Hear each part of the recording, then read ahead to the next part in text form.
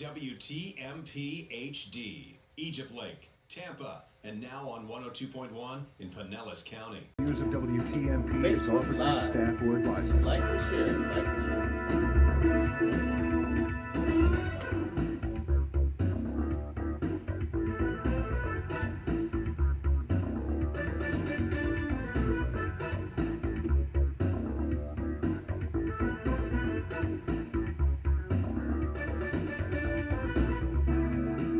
Hey, there's that theme song. It must be time. Seems like I recognize that from someplace. 13 years. Alrighty, Tampa Bay. It's time for Live. Porch Talk Radio. And no, this is not Eddie Adams Jr.'s voice. I'm operating under the assumption that many of you in a week or so have discovered or heard, if you listened to TMP last week, you know, that Eddie Adams Jr. passed away.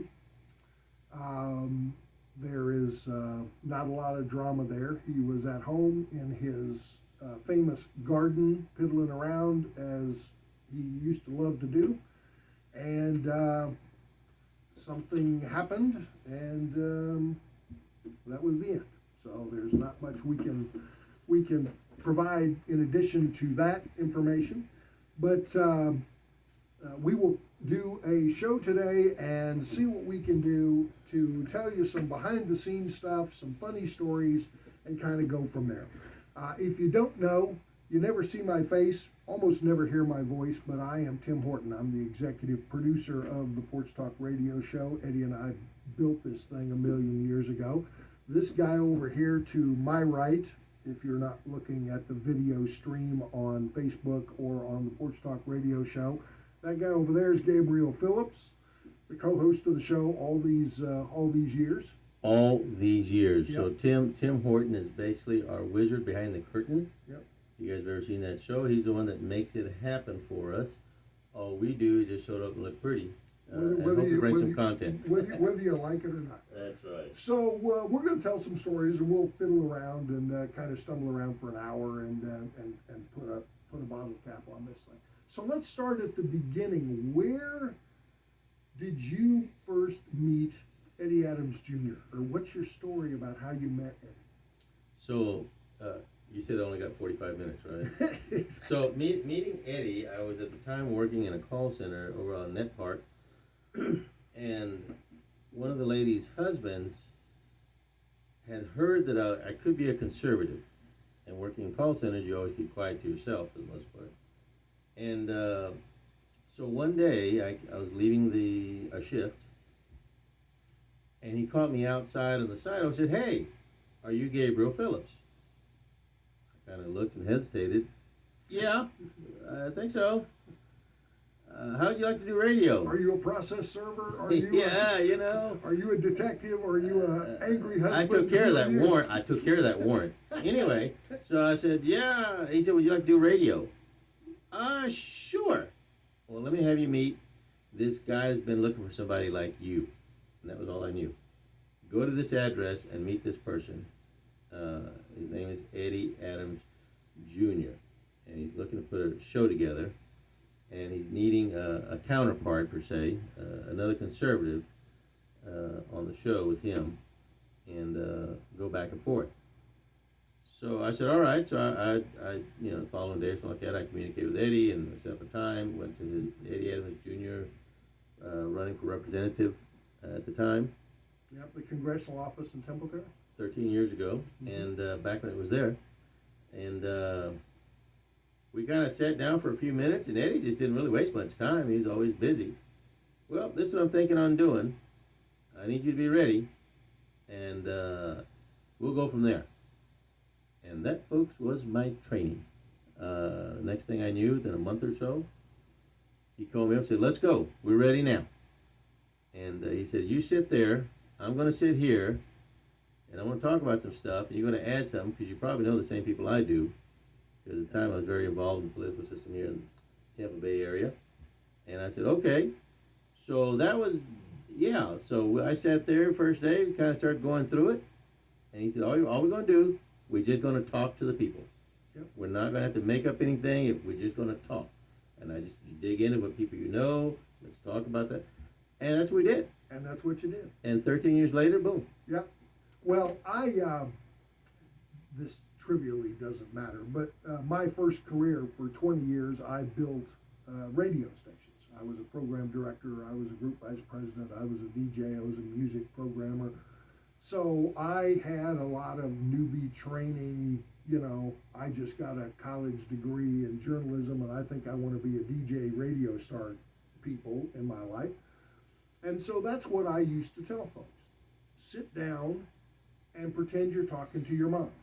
Or in your case, talk to Eddie, and you guys are just going to talk about stuff. And Eddie had a piece of paper like this one with the topics of the day, stuff he wanted to tell folks, and you guys hashed it out. And we had spent, I don't know, a month or two, maybe 3, looking to find, we knew what we wanted, but we didn't know how to find you. We wanted to have it be a point counterpoint. It was always Eddie Adams, the conservative Tea Party black Republican guy, and we wanted a Hispanic guy that had similar political conservative viewpoints. And we went through the local political party and some folks in Orlando, and we called around a bunch of places. Local jail. and I had a couple folks tell me, hey, there's this guy, Gabriel Phillips, and I couldn't find you. I didn't, nobody had your number. And that was on purpose. You were avoiding the process servers. Something. Anyway, so it worked out nice. We started the show at WGUL, Salem's flagship station here in Tampa on a Saturday afternoon, and it really was a test balloon to see, is this going to work? And we had fun with it, but it was a learning process for Eddie. I know it was a learning process for you. It was a learning process for the people at WGUL who had to put up with us. Because I was the know-it-all, group vice president, retired from radio, who wanted to tell them how to run their radio station. And Andy and I were like a couple of 3-year-olds kind of poking around all the equipment. Exactly. We're not going to mention any names, but they all appreciated and loved me over there. Oh yeah. And but we went along. We did, and then the only time slot was available was 3 o'clock. 3 o'clock. And it was behind a guy with another show. Will not mention his name, but the show was so awful. It was so awful. It was just unlistenable radio. And so when Porch Talk Radio came on with now the theme music that you know, we had 0 listeners. And we had to build up an audience who would follow us, tune in on time, and we grew it over time. And there's intramural radio trivia, but the weekend ratings are done in 3-hour blocks. This is not true Monday through Friday, but on the weekend, the ratings, like TV ratings, for radio are 6 a.m. to 9 o'clock, 9 o'clock to noon, noon to 3 o'clock, 3 to 6, etc. Right? And so when the second set of ratings came out, the ratings from noon to 3 o'clock, and there was a music program with no listeners that followed us. The ratings from noon to 3 o'clock were the only thing that showed up in the ratings for the radio station. And I knew instantly at that point, we've got something here. We got a blip on the radar. Right. And so, we worked out the thing, and then we had the opportunity to go play with the TV show. And we did 7 seasons of a TV show. That was a hoot. The TV, I didn't realize I had such a face for not camera. You have a face for radio, like me, which is why my back is to the camera. Absolutely. And I think we were into the 2nd or 3rd TV show. How many years was that out already? We've been on radio for a few years. Well, yeah, we had done GUL for 3 years. Okay, then something opened up on TV, so we went to go to the TV station. Yep.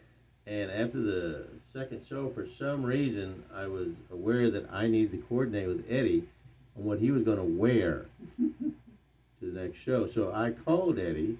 He was always in meetings. He recognized my call back when he used to answer him. And he said, "What do you want? I'm in a meeting." Da, da, da. "Well, I just need to see what you're going to wear next time because I want to." He said, "I'm a man. Why would you ask me what am I going to wear? It doesn't matter. We're going to wear clothes." Right. So I hung up the phone, kind of upset that he wouldn't share with me what he was going to wear. And as time went on, we got through it and we got over it because it really didn't matter. Because Right. the chance of us having the same style of clothing, no. Not so much. Right. Well, and for all 7 of those seasons, on Facebook and on social media and on the PorchTalkRadio.com website, we used to make fun of the fact that it was Porch Talk Radio. Oh, by the way, we happened to be on TV because it really and truly was a radio show. It was radio TV. That accidentally happened to be on TV. And because it was on PorchTalkRadio.com for people to see the past episodes like we do now, it really wasn't TV. Eddie dressed, you dressed. We make fun of the guests and their concern about the show. But it really was, just the radio show. And that was really where you guys sort of kicked into having a grip on how this could work. The tens of fans came out of the woodwork. Eddie told me a story one time about he was walking through University Square Mall, which is Rhythm now, and he was walking on the way to the show, and a lady and her, I don't know, teenage-ish year-old son came running out of Dillard's, came running up to him. It was a long time ago when they came running out of Dillard's. Yeah.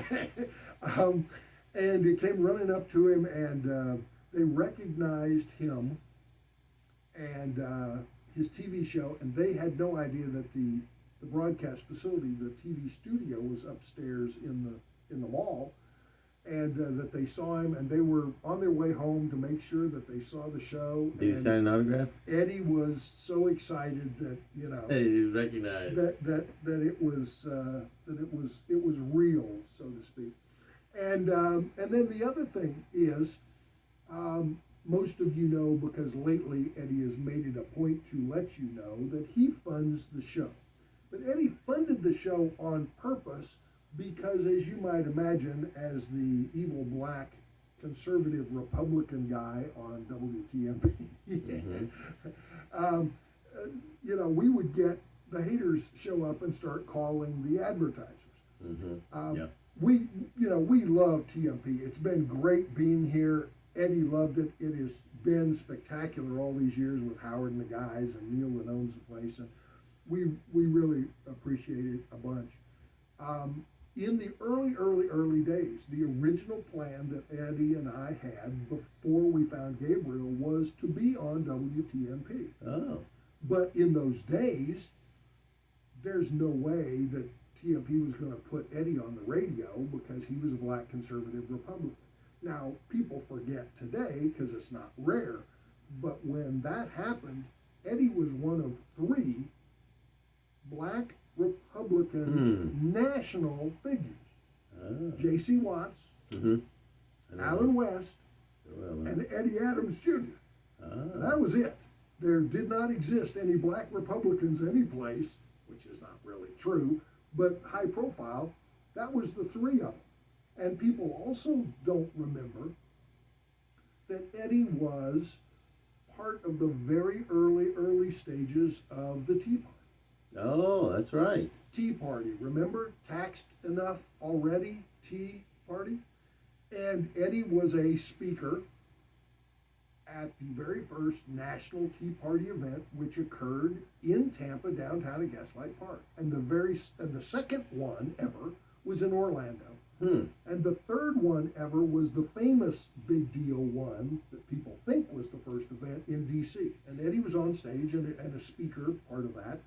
And then the travel became impossible, and that was such an effective Fell apart. organization that Eddie spoke for, because there was no snakehead to cut off to prevent or stop the liberals from just running ramshack like they are now over everything.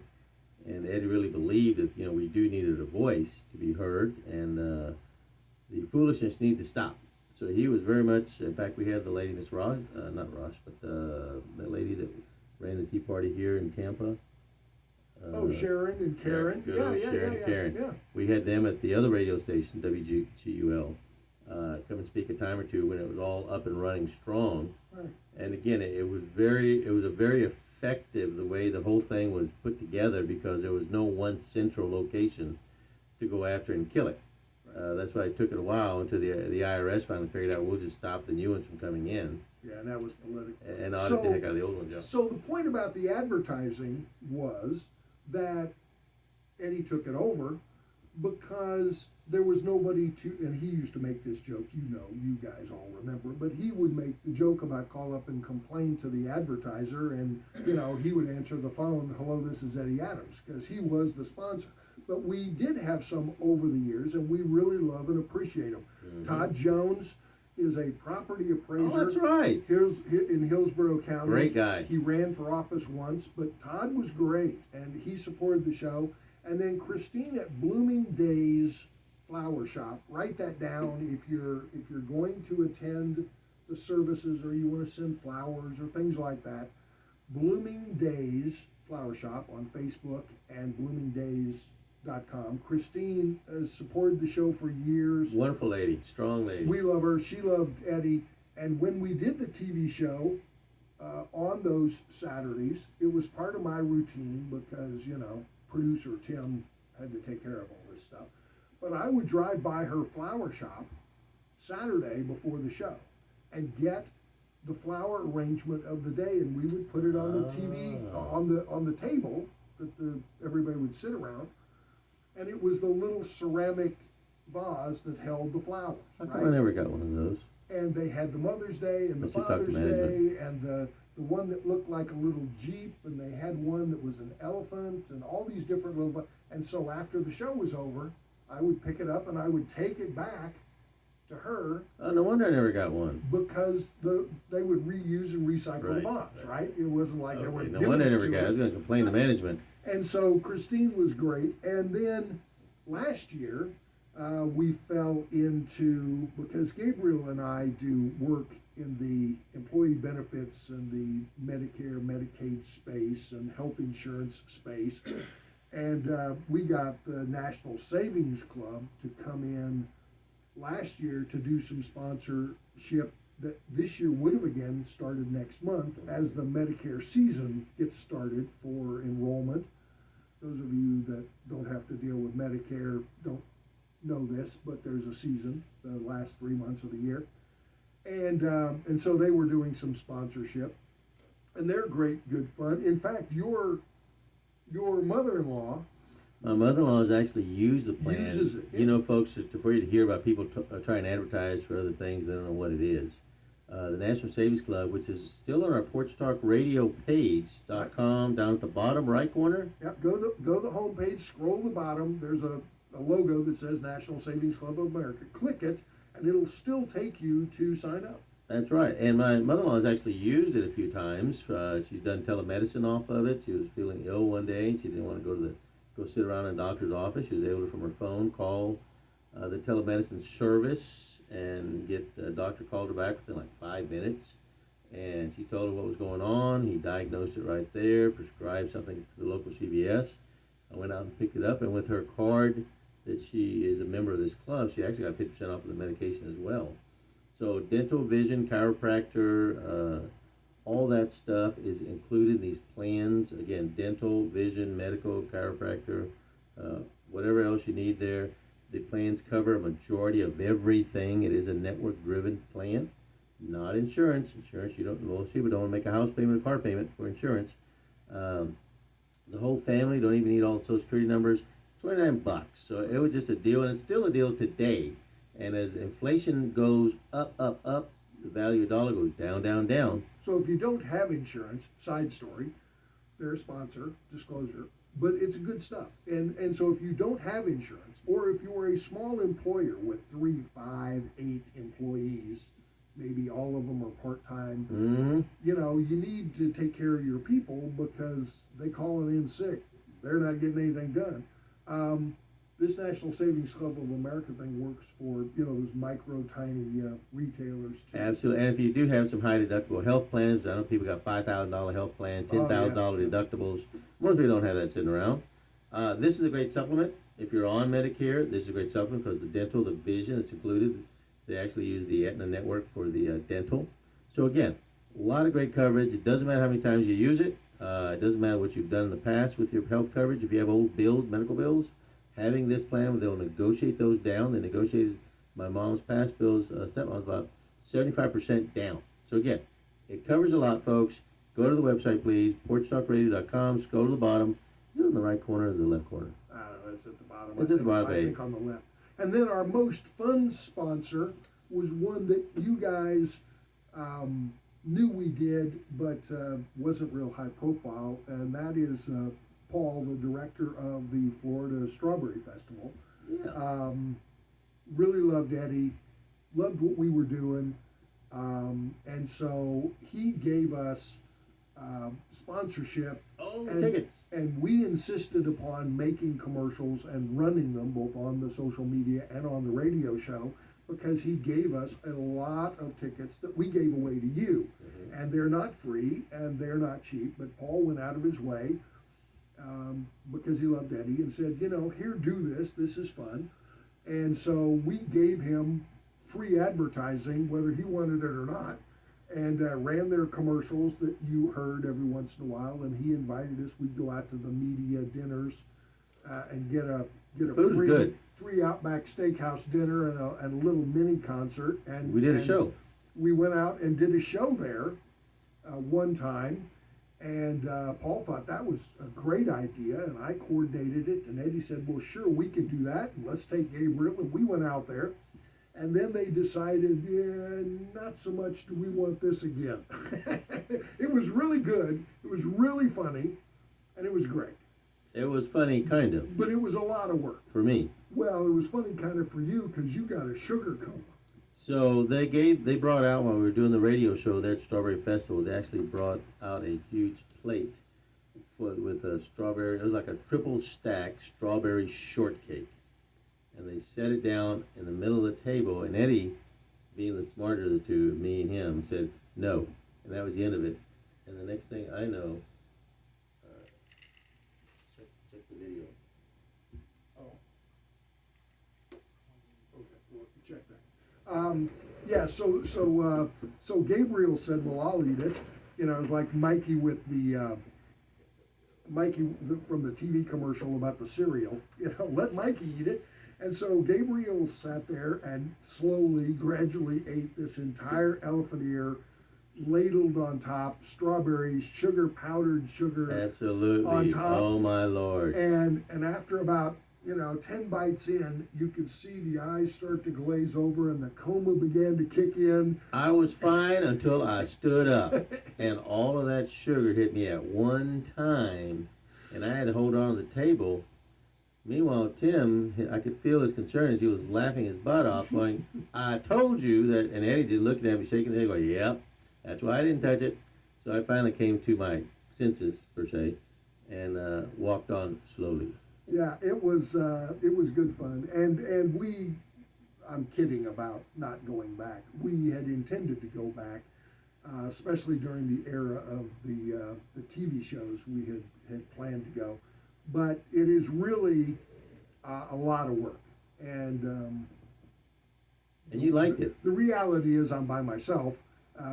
We had an intern, Judy, who helped us with word of the day Sweetheart. and things, but it was really all my work, and it was a lot of work that I really couldn't Now, do why did she myself. come on board? Was it because of Eddie's eubonics or what?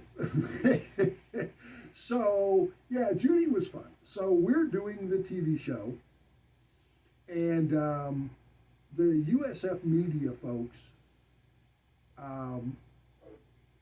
had a relationship with the TV station and they wanted to place interns. Could we take an intern? And I'm thinking, sure, free labor to lighten my load. They're over 18, so it's not child labor. Absolutely, I'll take an intern. And Eddie's like, what are we going to do with an intern? What is she going to do? Well, it turns out that she was a journalism major but had no TV production experience. So I sat there directing the cameras and editing the show and stuff. She had no idea, so she was no help with that. That's right, you did do all that. I thought they were supposed to do that. No. Yeah, I had some help there for a while. No wonder we got a cut rate. Exactly. And so anyway, Eddie was sitting around talking to Judy, and we were trying to think of things, engaging, gimmicky, stupid stuff that we could, use on social media to hype the ratings. And we started with word of the day. And it was Judy's job to go find the word of the day with the definitions and stuff that we could do to freak Gabriel Phillips out with And the word of the day. educate the people and see how many times Eddie could say it where he get it right. Right. And so that's where the Ebonics came from. Judy is the one we blame this on, but over the arc of the years, of all the years I knew Eddie, people would say to him, the politicians, the media experts would say to him, you speak well, you're enthusiastic, but He's so you well have spoken. a little bit of this Ebonics thing you got to work on. And Eddie would always tell him, are you axing me to get some professional help? I remember Steve Harvey had the same conversation on his videos. Because he didn't care. And Eddie was, double college graduate, educated guy, literate guy, but he was a country boy from Lake Wales, Florida. Good old Lake Wales. And he didn't care that he didn't speak like he was from Martha's Vineyard or Princeton or Harvard or Yale. It was so far down. Even though I'm willing to bet he was smarter than a lot of those people coming out of those places. Right. So that was one of the running things that we laughed about forever. And even here within the last 2 years at TMP, on occasion we get notes and feedback on the Facebook page from folks, always notoriously white folk. If I could throw my team under the bus, the token white guy was always, that Eddie's diction wasn't the best and he ought to work that. Well, Eddie never cared. And he slept fine every night. And he slept fine every night and, could care less. But, Eddie grew up Poe, P-O. The joke was when he was running for Congress and I had to speak on his behalf because there were too many events that he couldn't attend to. I used to tell folks, Eddie grew up Poe. He was so Poe, they could only afford 2 of the 4 letters in the word poor. That's how Poe they were. And it was a funny joke and everybody in the room laughed, but that was the reality of Eddie's life. And I remember Eddie saying one time that his mother had one Christmas season.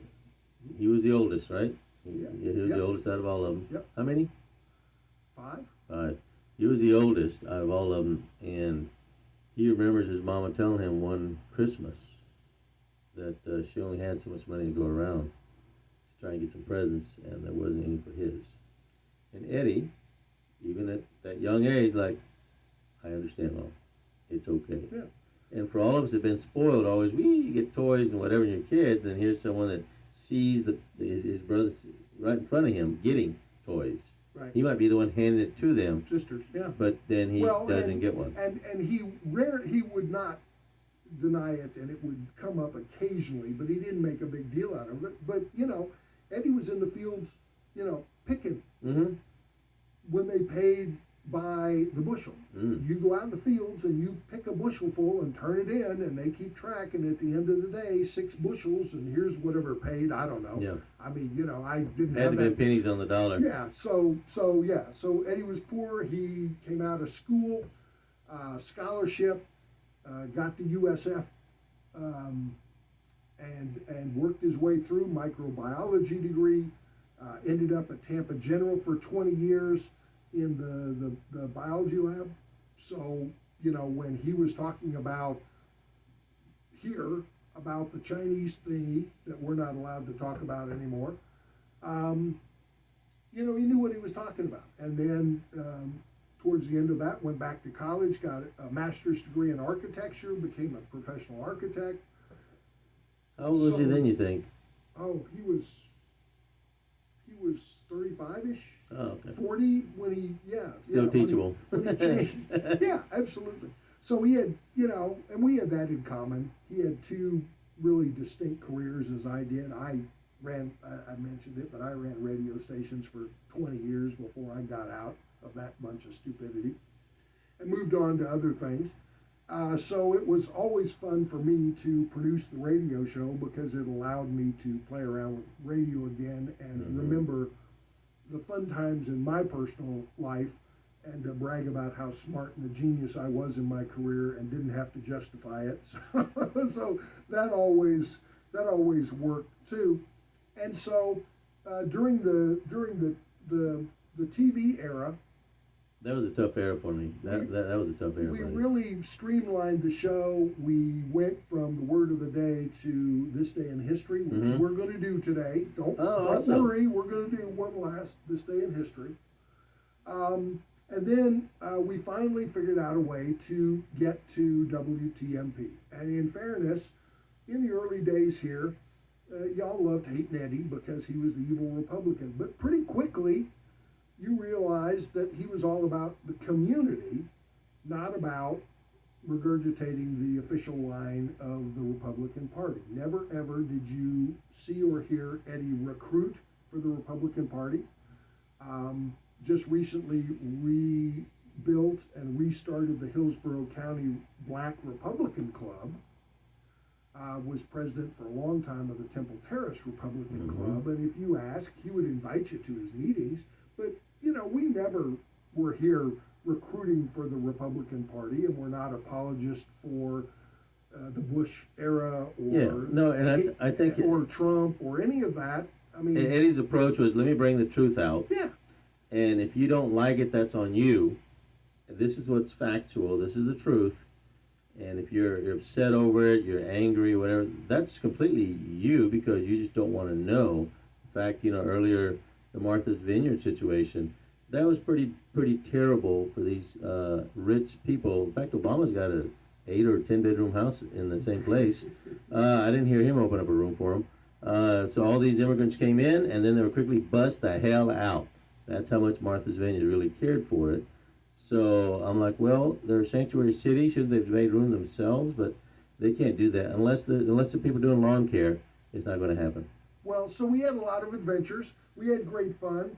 And depending on how diligently you were to listening, and trust me when I tell you, we know that wasn't the case.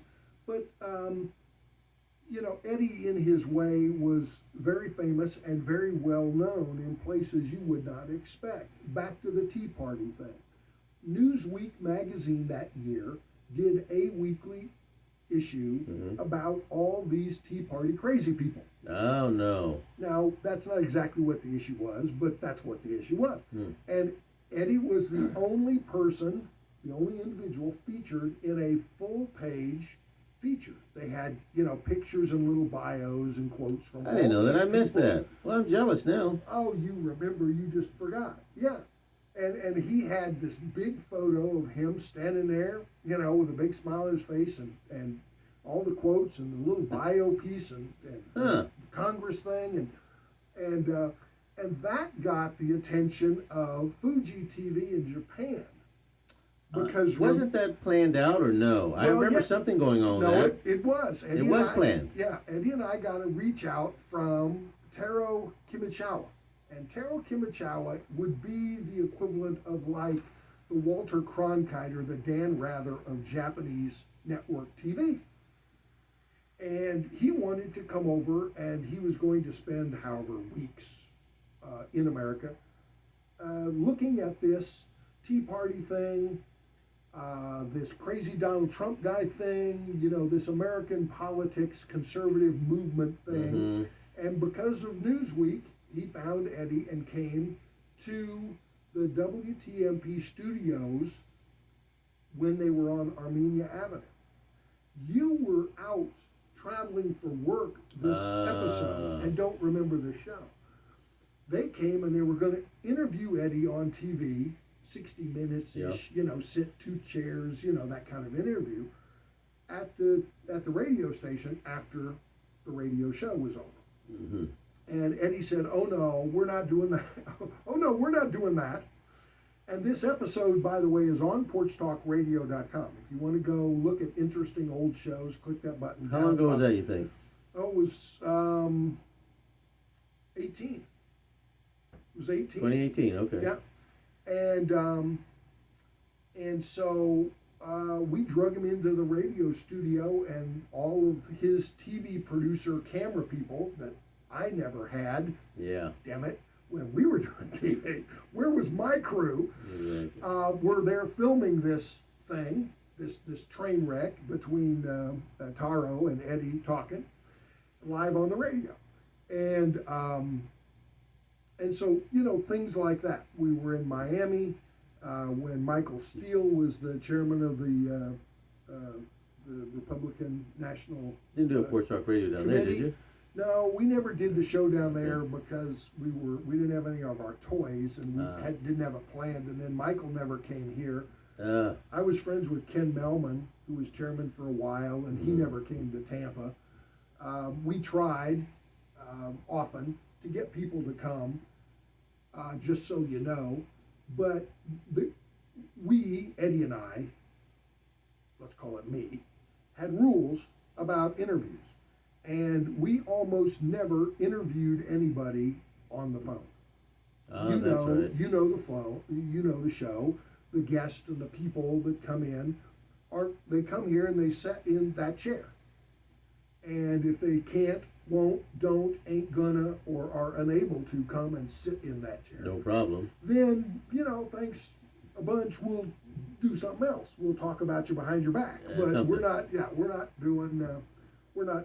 doing interviews over the phone. It's very difficult. The connections are bad.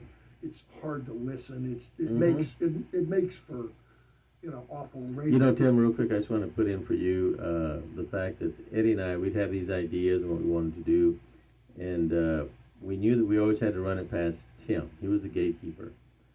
And Tim sometimes just look at us sideways like, how in God's green earth did you come up with that one? He would just kind of be, no. Well, if we did it this way, no. Well, what if we do? No, it's not going to work. I have too many years experience to know that's going to flame out, and it's going to go straight to hell. So having someone like Tim, who knew what happens in what it ended up, the reality of it, actually, because we had the ideas, and we could drop it off with Tim, and Tim would go, no, maybe. No. Oh, hell no. It might work if we did it this way. And then, then sometimes we'd come to Eddie. Eddie, we did it. No. Well, if we tried, no. Okay, so you're in a no mode today. I'll try tomorrow, okay? So it was a negotiation. And while we're talking about behind the scenes stuff about no and how the show worked, I have to tell you, most of you do not know that my friend Gabriel, sitting here to my right, was intentionally the comic relief for the show. We got so many comments on Facebook, and people would call Eddie concerned that Eddie, this crazy guy on the show, is talking some trash that you just can't, you've got to rein this guy in. It was intentional. It was planned. Eddie was mostly in on the gag. And so when Gabriel would say, crazy stuff or inflammatory stuff, there was always the truth. It could always be looked up. It was always true, but it was done intentionally. And for those of you who don't know, don't remember, we'll do this too. Gabriel has an amazing life story. We're not going to go through it, but he is of Mexican heritage. He was adopted by a white family in Texas. And so when we talk about the border, when we talk about adoption, when we talk about, the King's Kid Academy for kids and Sister Claire with Miracle and the things we were trying to do and help in the community and get kids in school or find them a career path or focus them on something that's going to move their life forward versus just, taking the bus to Stark, Florida. That's where Absolutely. a lot of this comes from, is from Gabriel, and you would not really know that. I mean, Eddie was part of that too. But Yeah. No, and again, just put a cap on that. Growing up to 9 foster families and being adopted by a British family towards the end there that put me in the Air Force finally and kept me on a solid path. All I have to say, there's a God in heaven. Miracles do happen, and we're always a work in progress. And for the stuff that I would bring up from time to time, sometimes Eddie would just, his eyes just kind of like, where did you find that? Because he knew that I wasn't going to say it unless I found it somewhere. And of course, if it's on the internet, it's got to be true. But I would always find, so it's kind of like my 58th birthday, something I got that was most memorable at age 58 for that birthday, most memorable in my entire history, gout. That's right, folks. It was quite memorable. But on the internet, I found whiskey reduces it by 27%. So again, if it's on the internet, it's got to be real. Right, Tim? And that was the weekend that you brought the bottle, right? Hey, whatever. All right, so speaking of stuff that we always did, we switched from Word of the Day, which was usually funny, but out of the context of TV where you could see We're just trying to get Eddie to pronounce Eddie's face and Gabriel's face, and some poor guest we had that weekend's face. So we migrated to this day in history because Ron McNair, the first black shuttle astronaut, popped up in history. And it was one of those things where Eddie saw it on the internet, or I saw it, I don't know. We talked back and forth. We got to mention this notable thing about Ron McNair is going to be in Tampa and blah, blah, blah, the shuttle astronaut, first black, blah, blah. And it just so happened that it was on the anniversary of some shuttle something. I can't remember. I'm going someplace with this, I promise. And so we said, well, what else happened today in history? And so Eddie would always look it up, and he would cherry pick out interesting stuff. And that's where the Lone Ranger story came from. That still fascinates me to this day. That's For all the where- years I watched the Lone Ranger being a white guy. And that's where the pocket knife boy story comes from, which we're going to do next. But let's do today in history in remembrance of Eddie. We'll do this real quick. So on September the 17th, in 1787, the U.S. Constitution was signed by 39 delegates. 1787. Because Amtrak really sucked back then, and they couldn't get all the delegates from all Well, those Indians, they kept attacking them. all the states to Philadelphia in time to sign. So over the course of a month, they all signed, but it started with us. In 1862, the Battle of Antietam happened. Now, this is obscure. Nobody's going to remember this. But this is one of those early Confederate war battles that was won by Robert E. Lee, and it was the first huge success from the Confederate Army. They thought they had this under control. They were like Putin. They thought they got this Ukraine thing handled, and they were wrong. And it is still to this day the bloodiest single day in U.S. military history. September the 17th of 1862. We haven't been trying very hard since then. In 1967, this day in history, here's music trivia for you. The Who, the rock band The Who, were on the Smothers Brothers Comedy Hour. Oh my goodness. And when the smudge pots and the flame flash bangs went off from singing the song My Generation, if you're old enough to remember the song, you know what I'm talking about, the explosion was so big, it blew the Smothers Brothers Comedy Hour off the TV network to a blank screen. Oh my goodness. Wow. And back to Ron McNair, not specifically Ron, but on this day in history in 1976, NASA unveiled its first space shuttle Enterprise, named for that other Enterprise, and it didn't fly until April of 1981. 2011, September 17, 2011, the Occupy Wall Street silliness PR stunt started, all this stuff we see now. And so 12 years later, the anarchists have run over Portland and Seattle and LA. And those are the San same ones Francisco. with their iPads that are made in China and all of this capitalist stuff they have in their Starbucks. Yeah, okay. Yep. So Starbucks is in trouble. So you mentioned Ukraine just now. that is this day in history, September the 17th, one last time on the Porch Talk Radio Show. There we go. And just to quickly touch on Ukraine, isn't it amazing, Tim, how we have now gone to farming out our wars? We're fighting Russia through Ukraine. Because we don't want another day like Right. 1862 with the Battle of Antietam. And we're fighting China through Taiwan. They just released several billions of dollars for military goods to head to Taiwan. Who would have thought that we'd reach this point in history when we are farming out our wars? Amazing. Yep. So we appreciate the sponsors over the years. We're late in the hour to remind you about the services information for Eddie. I probably should have started with that. But if you want to go to the memorials, the services, things like that, the information is on porchtalkradio.com. It is on the Porch Talk Radio Facebook page where maybe you're watching this live stream of silliness now. It's on Eddie's Facebook page. It's on mine. It's on Gabriel's. It's around. It's next weekend, Friday, and then the service on Saturday with the repast at Al's. Finger licking good chicken later in the day. It's next Saturday, and everyone's invited. We'll be happy to see you.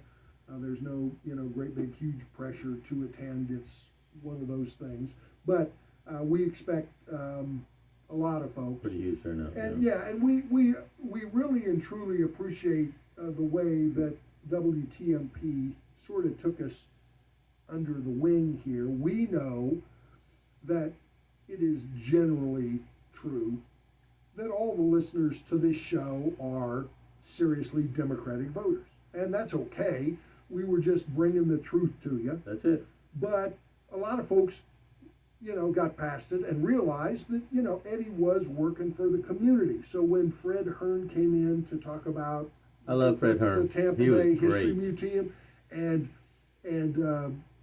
Joe and all the folks that called, even Hater Adam, we appreciated all your shows. We did read all your comments.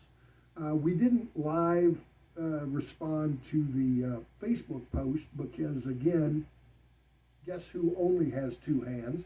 And I was filming the shows so that we would have it on the website, edited down, cleaned up, in a proper form for YouTube to delete and block because we mentioned that thingy we dealt with for the last couple of years. So. Tim, if anyone wanted to communicate with you over anything in the future, how would they communicate? Well, it's easy stuff. I see all the notes on Facebook. That's okay. Eddie's email address, he told you a million years, was eddie@porchtalkradio.com. You'll be responding to that. My name is Tim Horton. Gee, I wonder what my email address is. Could it possibly be tim@porchtalkradio.com? Yeah, probably. Alive and well. So if you guys have questions on where things end up in the future, feel free to drop tim@porchtalkradio.com. Yeah. A question. And the plan is, by the way, that we will slowly keep the Facebook page active. Mm-hmm. PorchTalkRadio.com is going to stay active. This morning, much like what happened with Rush Limbaugh, they dropped into reruns. Another great legend. Quite frankly, this is a huge amount of work for me because 13 years of every Saturday show. But, and they're all wonderful. But we will yeah, let's go with that story. Everyone was wonderful. But I will randomly, sporadically drop interesting old episodes onto porchtalkradio.com. This morning I did go to make sure that the interview that Tara Kimayurawa did with Fuji TV is on porchtalkradio.com. Excellent. So if you go to the website, click the button that says interesting past shows, scroll, I think it is the bottom. That is there for you to see, and they talk about Eddie's trips to Japan and his thoughts on Japan and being conservative and how he thought that Donald Trump was going to be the next U.S. president, remembering that how far in advance this interview took place. And so things like that are there. And then the next show that I will put up, next week or maybe a week after next is Pocket Knife Boy, because that one is my second all-time favorite. The Lone Ranger is the favorite because it blows people's minds. Well, what about Gillum? So we were where? We're not going to repost that show. We were at an event. We were at a weekend event, a community event over at Green. That's it. And doing the show. And one of the staffers at WTMP said, "Would you like to interview folks?" And we were live on the air, and I'm shaking my head as much as I can. No. And Eddie's like, "Oh, what the heck? Bring him on." And Eddie said, "Sure, whatever." And so I think we talked to Candy Lowe. Yeah. And we love Candy and the Black Business Bus Tour.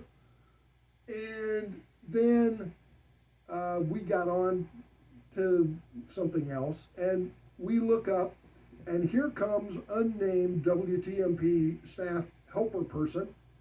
Assistant, yeah. Bringing Andrew Gillum to, Just